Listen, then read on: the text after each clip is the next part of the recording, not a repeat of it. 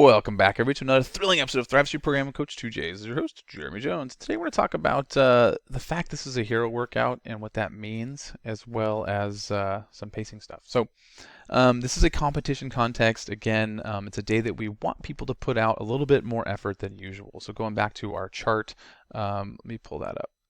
So you can see on our competition and mental toughness days, we are looking for that sort of 95 to 100% intensity, depending on the mental toughness, but in general, we're looking for those higher intensity. Our competition, or excuse me, our general practice days are usually the 80, 95%.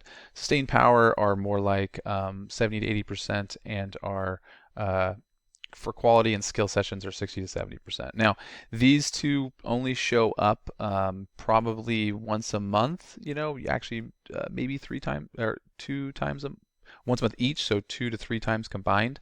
And then of course these other ones fill in the rest. So it's about 6 out of 7 out of every 10 workouts is going to be a practice context or one of these or one of these three.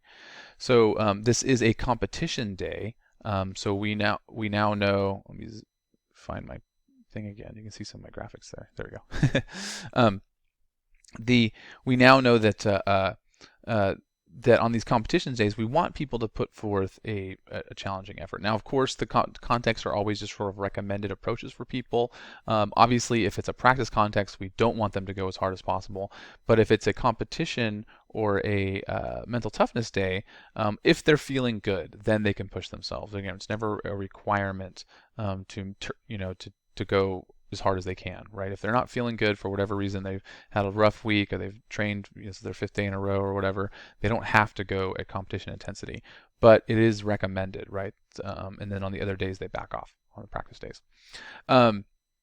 So this is a hero workout. It is named after a service person who was killed in the line of duty. So the idea here is that we want to honor this person and honor all those people who serve, military, police, fire, and everybody else who devotes their lives to helping protect other people. So not even necessarily just combat type people, like so it also includes firefighters and everybody else.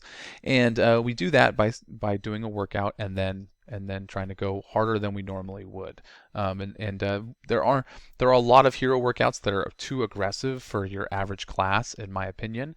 And so I don't use a lot of the hero workouts in my regular programming just because they tend to be much more advanced, and you'd have to scale them so much that it doesn't really feel like you're honoring that person if you're after 5 years you still can't even do it as prescribed without making it too dangerous.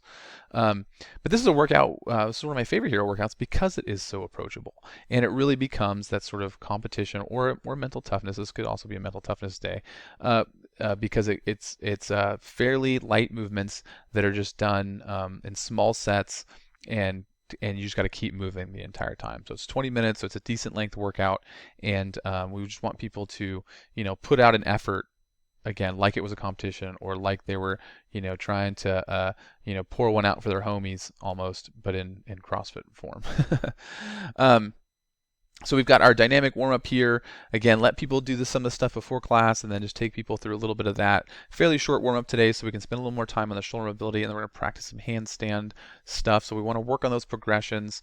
Again, I'm a big proponent of not letting anyone do any sort of handstand work, whether it's handstand walks or handstand push-ups, kipping or strict, in any kind of Metcon type of scenario until they've established a competency in the skill practice warm-ups. And we do these often enough to where people should be making progress on them, and if they really want to accelerate that progress, they can practice on their own.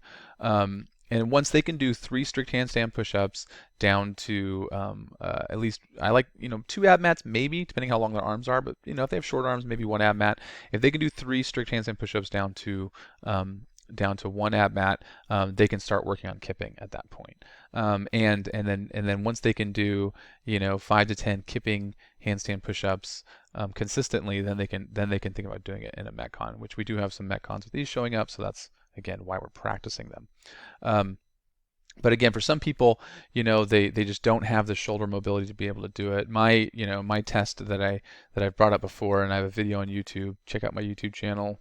Make sure you guys are subscribed to that so you can get all the updates. I've been uploading a couple of videos a week on average, so there's new stuff coming out all the time.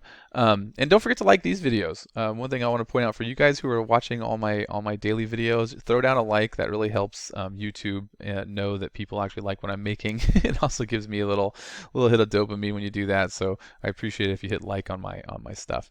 But we're gonna spend now I lost my train of thought. So the screening process is they should hold a combined dumbbell weight of half their body weight. So if they're doing, if they weigh 200 pounds, they should be using 50-pound dumbbells. If they weigh 150 pounds, they should be using, roughly 35 to 40-pound dumbbells. And right, yeah, that's 35 combined is 70. That'd be 140 pounds, right? So if they're 140 pounds, 30 a pair of 35s. Uh, and then they should be able to hold that, be able to press that, or maybe push press it up and hold it for 60 seconds. If they can do that, the dumbbells are extremely difficult if they lack shoulder mobility to hold it for that long. And they shouldn't be totally in a wacky position with bent arms and a hyperextended back. That means they need to work on their shoulder mobility.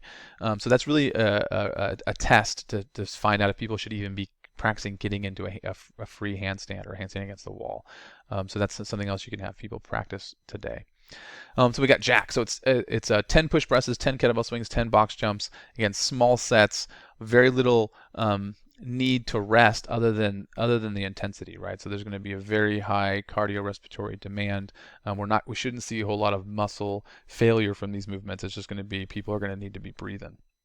And I like these workouts because if you have your beginners, they can just start breaking it up early and really focus on form and still get a great workout in. And your advanced folks can just go all at it on this one and get a really tough workout. So this is one of the reasons why it's such a great workout. Just a couple things: make sure people aren't hyperextending their back on the push presses, and then you combine that with a hyperextension on the kettlebell swings. This is what we see when people have tight shoulders. What happens is their hips. They will hyperextend to get that bar overhead, right? Because they can't, they don't have the shoulder flexion to get it overhead. They will hyperextend their back. So we'll see that with overhead pressing, but also American kettlebell swings. And so they'll tend to give up their back, and then box jumps can also be a little aggressive on low back stuff. So just make sure people are using their abdominal muscles to control the rib cage and make sure they're not in this extended position. And then on box jumps, always jump up, step downs. And we did a lot of box jumps on the Filthy 50 earlier, and we've had some shoulder stuff. So just make sure people are feeling good, right? We just want to make sure they aren't too beat up. Now that was 4 days ago. They should be fairly recovered from that. And we also had some easier stuff in between to make up for that. But that's it for today, guys. Thanks a lot, and thrive on.